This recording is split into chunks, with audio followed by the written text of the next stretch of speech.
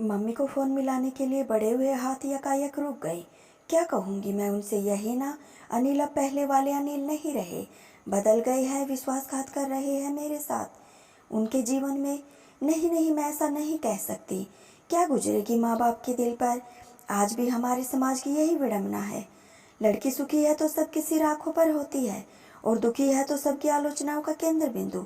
कितने प्रयासों के बाद मेरे 2 साल तक पापा मैट्रिमोनियल साइट की खाक चांदते रहे थे। कई जगह बात बनते बनते रह गई थी। कभी पैसा आड़े आ रहा था तो कभी मेरा सांवला रंग रूप। लड़के को नहीं भाया। आखिर अनिल मेरी जिंदगी में आए जिन्होंने मेरे रंग रूप को नहीं, मेरी योग्यताओं को परखा। और 2 साल मुलाकात के बाद उनका विवाह प्रस्ताव आ गया। खुशी के मारे मेरे पाँव नहीं पड़े थे जमीन पर। 1 साल कैसे बीत गया पता नहीं चला। फिर अचानक मेरी खुशियों को किसी की नज़र लग गई। उस दिन को शायद मैं कभी भूला ना पाऊँ। उस शाम अनिल ऑफिस से लौटे तो उसके साथ एक खूबसूरत युवती को देखकर मैं चौंक उठी थी। यह सुगंधा है। 2 साल पहले मेरी कंपनी में काम करती थी, फिर विवाह करके अमेरिका चली गई थी। अनिल ने उसका परिचय दिया। मैंने मुस्कुराकर सुगंधा का स्वागत किया। चाय पीने और डिनर करने में रात के 10 बज गए। मैंने महसूस किया कि बातों के दौरान सुगंधा मेरी उपेक्षा कर रही थी, पर हो सकता है यह मेरी वहम हो। यह सोचकर मैंने अपने दिमाग से यह बात निकाल दी और रात को अनिल को बताया। सुगंधा काफ़ी परेशान थी। उसका डिवोर्स हो रहा है। डिवोर्स, मगर किस लिए? कोई बड़ी वजह नहीं, बस छोटी छोटी बातों को आए दिन होने वाले झगड़ों से तंग आकर दोनों ने अलग होने का फैसला कर लिया। अभी 15 दिन पहले वह अमेरिका से आई है। उसे जल्द से जल्द उसके लिए नौकरी ढूंढनी है, उसके लिए अलग घर भी लेना है, और इन सब कामों में उसे मेरी मदद की ज़रूरत है। अलग घर क्या मतलब? सुगंधा के माँ बाप नहीं है, भैया भाभी से उसकी बिल्कुल नहीं बनती, इसलिए वह अलग रहना चाहती है। मैंने एक गहरी सांस ली और सोने का प्रयास करने लगी। धीरे धीरे सुगंधा का घर पर आ जाना बढ़ने लगा था। अक्सर शाम को अनिल के ऑफिस से लौटते पर वह आ जाती और रात में डिनर करके वापस जाती थी। पूरे सप्ताह अनिल व्यस्त रहते और मैं वीकेंड की प्रतीक्षा करती। वीकेंड हमेशा ही मेरे स्पेशल होता। कभी मूवी तो कभी रेस्तरां का प्रोग्राम बनता। कभी गप्पे मारते हुए अनिल मेरे साथ किचन में खाना बनवाते। लेकिन अब वीकेंड भी मेरा अपना नहीं रहा। वो भी सुगंधा को अपने नाम कर लिया।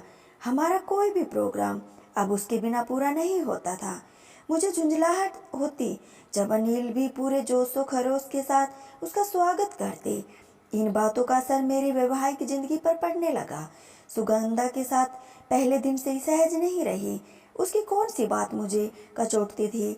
उसका अनिल पर ज़रूरत से ज़्यादा अधिकार जताना और उसका अनिल से बेहद खुला व्यवहार। अनिल हमेशा कहते वह परेशान है, लेकिन मुझे उसकी बातों से कभी एहसास नहीं हुआ कि अपने डिवोर्स का उसे थोड़ा भी अफसोस है।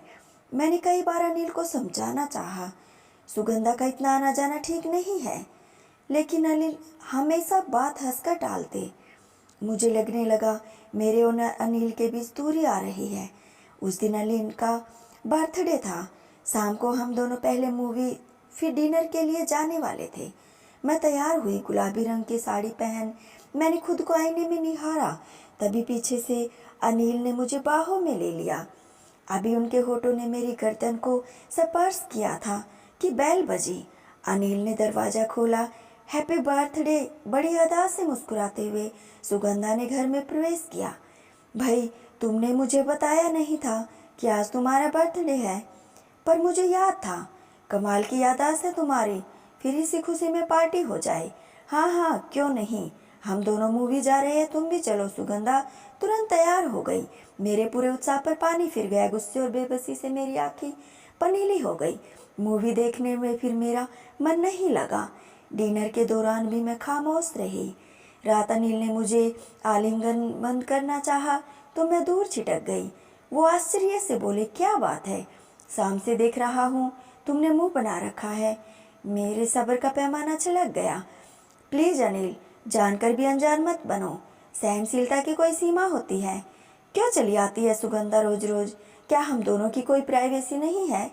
अनिल मुझे घूरते हुए बोले, आखिर तुम्हें सुगंधा से इतनी प्रॉब्लम क्यों है?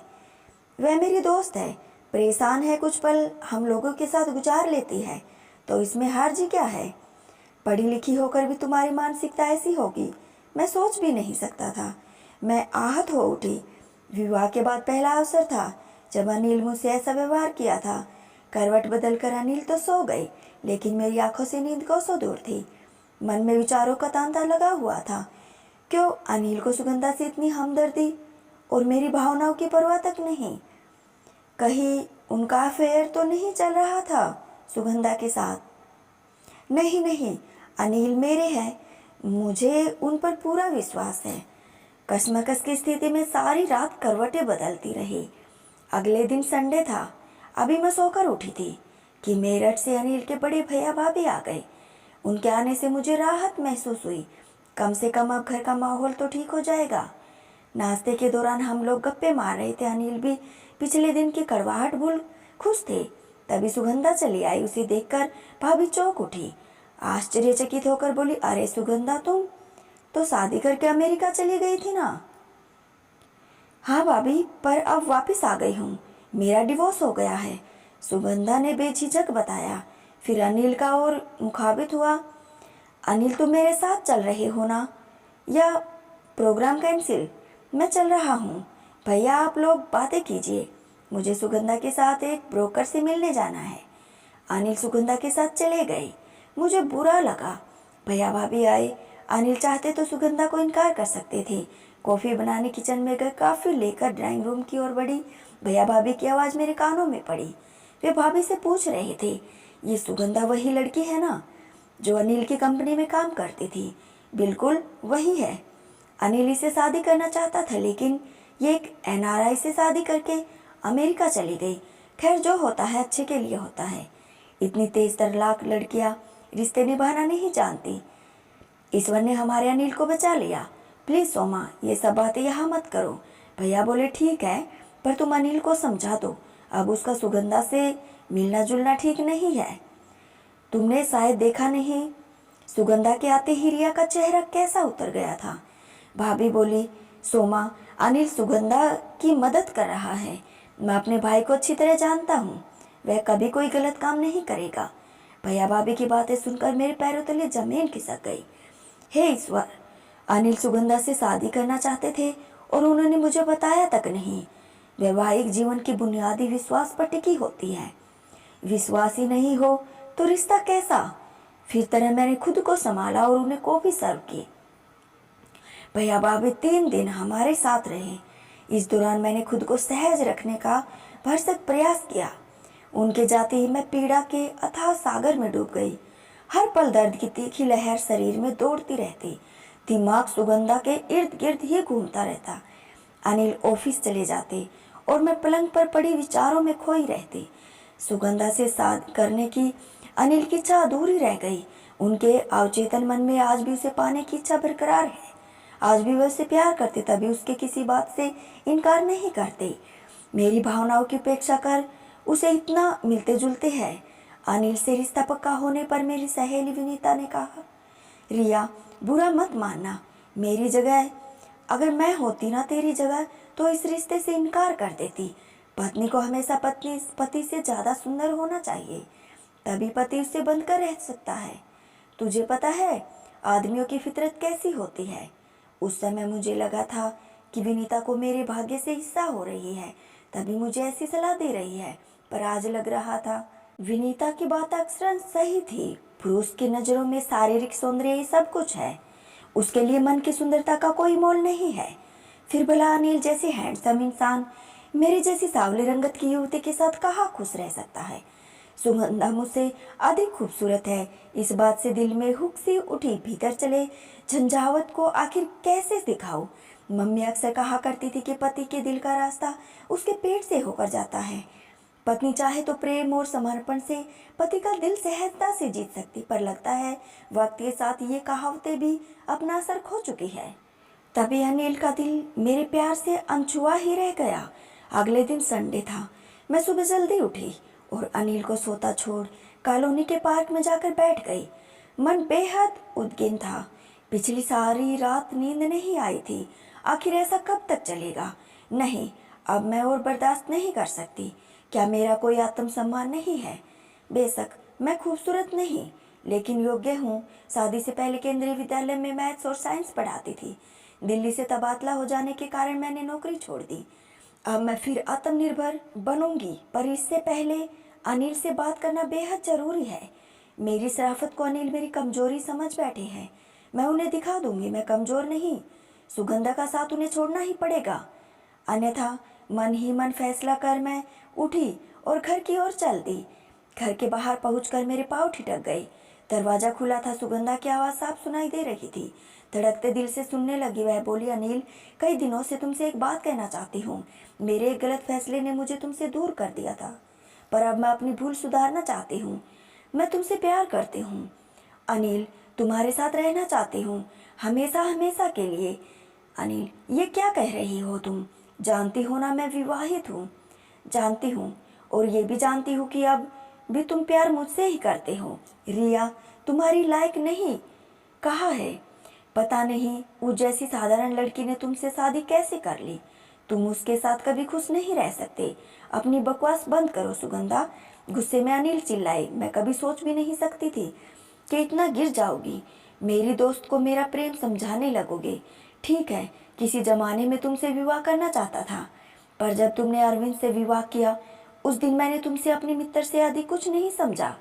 अरे मैं तो मित्रता के नाते तुम्हारी मदद कर रहा था, लेकिन अब मुझे एहसास हो रहा है वह मेरी बहुत बड़ी भूल थी। तुम्हारी नज़र में रिया साधारण है, पर मेरी नज़र में वो तुम जैसों के कहीं ज़्यादा सुंदर है, क्योंकि उसका मन सुंदर है। वो रिश्ते निभाना जानती है। तुम इस बात को नहीं समझोगी, इसलिए बेहद होगा यहाँ से चली जाओ और दोबारा इस घर में कदम मत रखना। कमरे में खामोशी छा गई। पैर पटकती हुई सुगंधा घर से चली गई। अनिल की बातों से मेरा मन द्रवित हो गया। वो मुझसे इतना प्रेम करते हैं और मैं उनके बारे में क्या क्या सोच रही थी। इंसान की फितरत भी अजीब होती है। कभी कभी हम ऐसी समस्या पर परेशान होते हैं जिसका हमारे जीवन में अस्तित्व होता ही नहीं।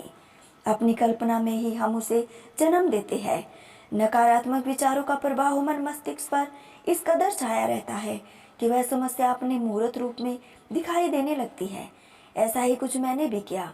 अपने सांवले रंग को लेकर मेरे मन में कॉम्प्लेक्स रहा होगा।